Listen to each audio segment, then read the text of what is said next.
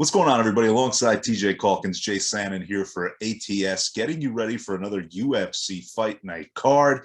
And TJ, I know you have 3 bets on this card, including the main event, which is, of course, Vieira and Miesha Tate. But before we get there, I want to start out with some of your wagers elsewhere on the day. And we will start out with Adrian Yanez taking on Davey Grant. Yanez, a minus 305 favorite. Shout out to Pitbull, Mr. Worldwide, Mr. 305 on the odds there. TJ, what do you think of this first fight in your card? Okay, so Davey Grant, he got a couple of knockout wins against Martin Day, which wasn't overly surprising, but on Jonathan Martinez, it was surprising. So that in turn got him a step up in competition. He got dominated by Marlon Vera. So now they're trying to find a fight that's in between where he's maybe taking a step down. I don't think that's happening, though. I mean, Adrian Yanez in 4 UFC appearances has 4 knockouts, 5 knockdowns, at least one in every fight. And I mean, everyone tries to take him down. He doesn't get taken down.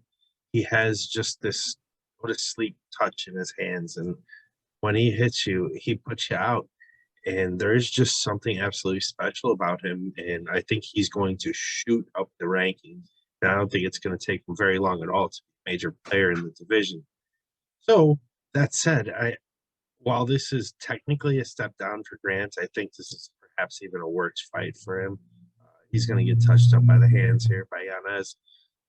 Despite Grant never being knocked out, I'm going to go on the ITD side here for Yanez. I think the minus 120, minus 125, whatever we're seeing, I think that's the best value. And in fairness, Grant has never fought anyone with the hands like Yanez has and the power in him. So taking Yanez, going to get the knockout. My predictions in the second round. Going out on a limb, TJ, I respect it. And these next 2 fights you have here, you kind of have to go out on a limb no matter what, because the odds makers are kind of expecting both of them to be pretty close. We'll start out with Yahya and Kung here. Yahya, minus 110, I guess, favorite. I mean, it's really kind of even both ways, but what do you think here? Yeah, Caesars actually has Yahya plus or minus 105, has Kang as a slight favorite, which that doesn't really make a whole lot of sense to me. Kang he's a long, athletic bantamweight. Don't get me wrong here, but he's just never had any special attribute in his striking. He's had the most success grappling in the octagon, and well, when you're fighting Rani Yahya, well, you don't want to grapple. The man is a BJJ world champion. He's got 11 submissions in the octagon, 21 overall, and I just feel like Kang isn't going to be able to get the striking going that is necessary to beat Yahya. And I think if someone's going to be landing takedowns in this fight, Yahya's far more likely to be the guy doing that.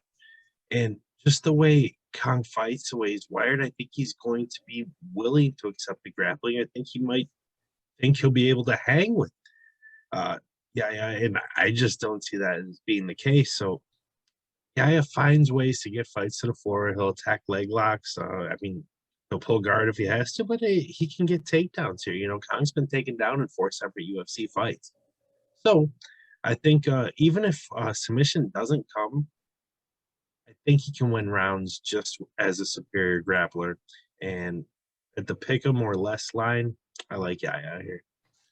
And TJ, let's move to the main event here. Vieira taking on Miesha Tate. Vieira, a slight favorite at minus 120, fight at plus 110 to end inside the distance. What say you on the main event here? But these fighters are remarkably similar. Just going back and watching, and granted, we only have 1 fight to watch from Miesha Tate since 2016. She did have the long hiatus, made a return, but she looked very good. She looked like the same fighter against Renault. So I don't really have any concerns. I never have any concerns about her cardio. She is essentially the same. Her striking is maybe a little bit tighter than it was, but she's not putting anybody out. She doesn't have big power. Vieira is certainly the more aggressive, more powerful striker. She's probably a slightly better wrestler, and she's going to have better BJJ game, particularly if she's on top. Now, the problem with Vieira, she fades in the middle of the second round. It starts fading, and in the third round, it gets bad. It gets terrible for her. We've seen her lose at least 4 third rounds in UFC competition. My head Kunitskaya, Sarge Eubanks. There are a couple others, but she has had real difficulty in these third rounds. Now she's in a 5-round fight. So if she doesn't get Miesha Tate out of there at the onset, she is looking at a ridiculously difficult uphill battle. She's going to have no energy. And Miesha Tate is a very well-rounded fighter. She knows how to wrestle. She knows how to work on top. And the more she grapples, the more tired Vieira is going to get. So I think these first couple of rounds are going to be close. I would give a slight edge to Vieira early in the fight, and she would be the one more likely for a finish, but I don't think a finish is coming early in this fight. If we see a chin give out, it's more likely to be Vieira. We saw what Irene Aldana did to her, a one-shot knockout.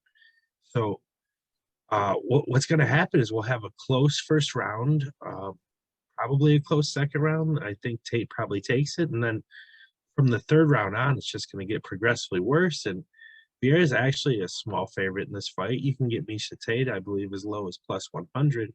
So that's absolutely the play here. And while a late finish might come, the flat line is just the way to go.